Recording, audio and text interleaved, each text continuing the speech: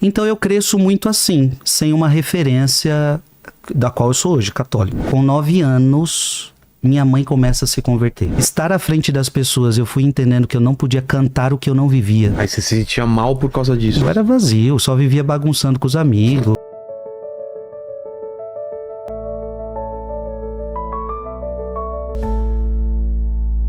Gilson, eu queria saber da tua história de vida, então. Você nasceu onde? Como que era você criança?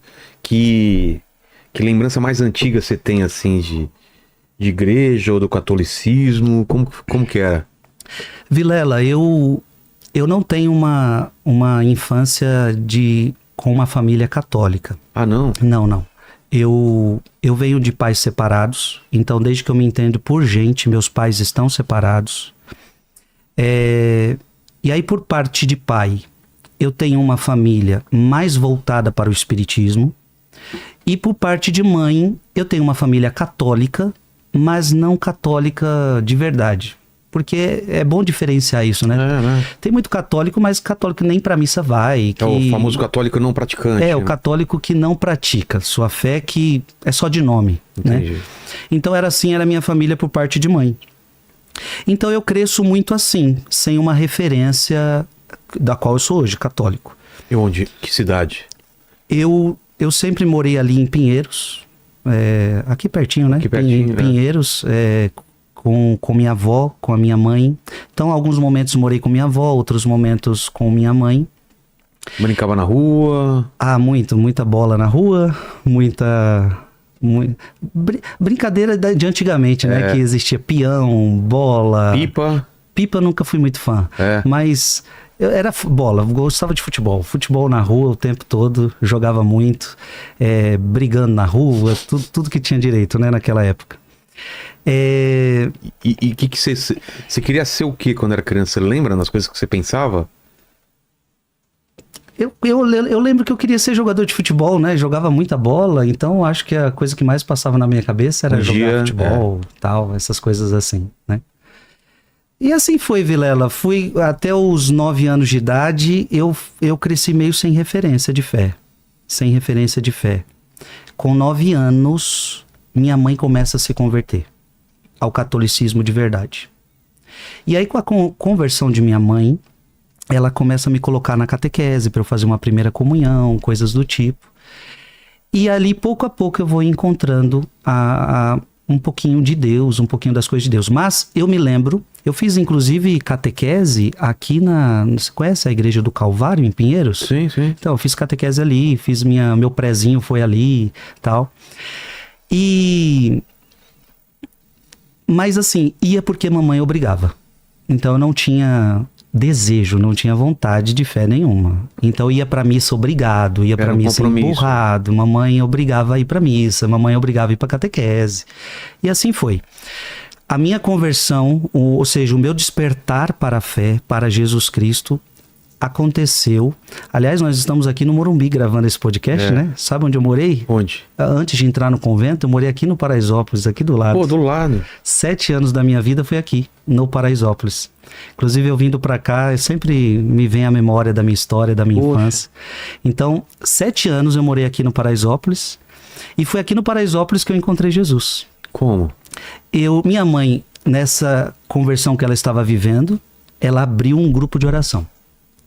Tinha 10 velhinhas lá dentro. E eu comecei com 11 anos, meu padrasto, porque aí minha mãe casou com meu padrasto. Só explicando essa história, minha mãe casou com meu pai na igreja. Minha mãe anulou o casamento na igreja. Ou seja, a igreja entendeu que o primeiro casamento de minha mãe foi falso. Nunca existiu. Nossa.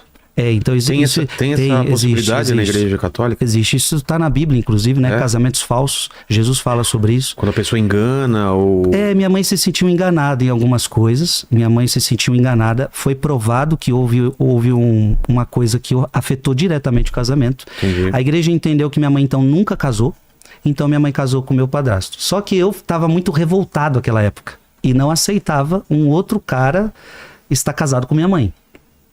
E foi justamente ele que, para me conquistar, me ensinou a tocar violão. Com 11 anos. E ali ele começou a me ensinar a tocar violão. Ali eu aprendi a tocar violão. Com 11 anos de idade, fui muito bem no violão. Comecei a Você aprender encontrou. tal. E mamãe pede, venha tocar para nós no grupo de oração. E aí, Vilela, eu comecei a tocar no grupo de oração para as 10 velhinhas. Aquele grupo começou a crescer. Aquele grupo de 10 começou a ir para 20, para 30, para 40, para 50, para 100. E eu sempre tocava para uma outra pessoa cantar. Eu era muito tímido, ainda sou tímido, mas naquela época eu era tímido ao extremo.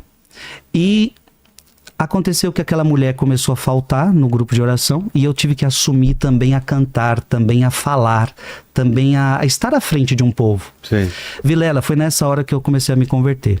Sério? Por quê? Estar à frente das pessoas, eu fui entendendo que eu não podia cantar o que eu não vivia. Eu não podia pregar o que eu não vivia. Então eu era uma coisa eu era lá na frente das pessoas, outra louvor, coisa era fora. Louvor, né? Não é só uma letra que você decorou e... Você fala de Jesus, que você crê em Jesus, que você quer viver a santidade, você fala um monte de coisa bonita quando você canta, e aí você faz as pessoas rezarem, e eu vivia tudo errado. Aí você se sentia mal por causa disso. E aí eu falava, não é coerente. Poxa. Não é coerente. E nessa idade você já tem essa consciência, cara? Pois é, com 13 anos, 14 anos, eu fui tendo consciência de que eu precisava mudar minha vida. Você lembra de alguma música dessa época que você cantava, que você gostava? Nessa época era Padre Marcelo Rossi. Padre Marcelo Rossi era as que a gente mais cantava no grupo de oração. Então tudo que você ouvia Padre Marcelo era o que a gente cantava. E foi assim, aí com isso eu comecei a participar da Canção Nova. Você não estudou, então só foi com o seu padrasto e depois foi autodidata? Depois eu fui sozinho. Tive uns 3 meses de violão erudito, mas não gostei, não era minha linha e parei de fazer violão erudito. Então eu fiquei violão só para aprender a cantar as músicas da igreja, então comecei a cantar na missa, a cantar nos grupos de oração. E então foi assim, minha conversão acontece pela responsabilidade. Aí eu começo a participar da Canção Nova, ouvir pregações de Padre Jonas Abib, de Padre Léo e de outros sacerdotes. Aí eu começo a me impactar e falo, o mundo que eles vivem é melhor do que o meu. É mesmo? O Jesus que eles me apresentam é melhor que essa vida que eu tô. Mas você tinha uma vida feliz, você era feliz, assim. Era uma criança normal, adolescente normal, só que você sentia que faltava algo, era uma lacuna? Vilela, porque assim, eu não buscava Deus, eu não rezava. Não rezava? Não rezava. Aliás, no mundo de hoje tem muita gente que não reza também. Porque tem gente que fala, o que você reza? Você reza um Pai Nosso e uma Ave Maria quando acorda, um Pai Nosso e uma Ave Maria quando dorme. Isso é muito pouca oração. Então assim, eu não rezava. Não conversava com Deus? Não conversava com Deus, não tinha intimidade com Deus, não conhecia a palavra, não conhecia os ensinamentos da igreja. Cara, eu era vazio, só vivia bagunçando com os amigos, só vivia fazendo coisa que hoje eu me envergonho até de falar, entendeu? Então assim, não era vida, eu não era feliz, me faltava alguma coisa. Faltava propósito. Me faltava Mas ainda assim, nesse começo, você ainda não tinha achado o propósito. Era só assim, vou mudar minha vida. E foi aos poucos. 13, 14 anos, eu sempre fui muito decidido também. Quando toma uma decisão. Quando eu encontrei Jesus, quando eu entendi que o Jesus que me apresentavam era melhor que a vida que eu estava levando. Que a vida que eu estava levando era uma vida sem sentido. Então eu ali falei, não, eu quero esse Jesus que estão me apresentando. Entendeu? E ali eu tomei a decisão. E eu lembro que, claro, foi alguns retiros fortes. Falou com a sua mãe ou não ficou pra você isso? Não, minha mãe foi percebendo, né? Porque eu também, dentro de casa, era um menino rebelde, era um menino mal criado, era um menino que não queria fazer nada dentro de casa, era um menino que só queria viver na rua. Minha mãe tinha que ir na escola por causa de várias reclamações, aquele menino bagunceiro, aquele menino que só apronta. Minha mãe sabia o meu histórico. E, de repente, minha mãe foi vendo dentro de casa que aquele menino estava mudando. Que coisa legal. Então assim, Mudou com o seu padrasto também? Meu padrasto era muito de Deus. Era? Então meu padrasto também levou minha mãe para as coisas de Deus. E aí, Vilela, eu também atribuo a minha conversão ao joelho de minha mãe. Eu creio que a oração de uma mãe, ela pode mudar a vida de um filho. Eu vejo por minha mãe, cara. Eu sinto a interferência dela espiritual sempre na minha vida. Sim. Eu acho que, cara, deve ter alguma explicação, né? De mãe, eu acho que vai direto, né? A oração não é possível, cara. Ela que tem o maior elo com você, né? Né? Ela te carregou 9 meses no ventre, Vilela. Ela tem uma conexão espiritual com você que ninguém tem. E Deus colocou sobre mãe, sobre pai, uma autoridade que ninguém tem sobre o Vilela. A sua mãe tem autoridade espiritual sobre você. em meu nome de pedir coisas. Ela tem autoridade espiritual sobre você, porque ela é tua mãe.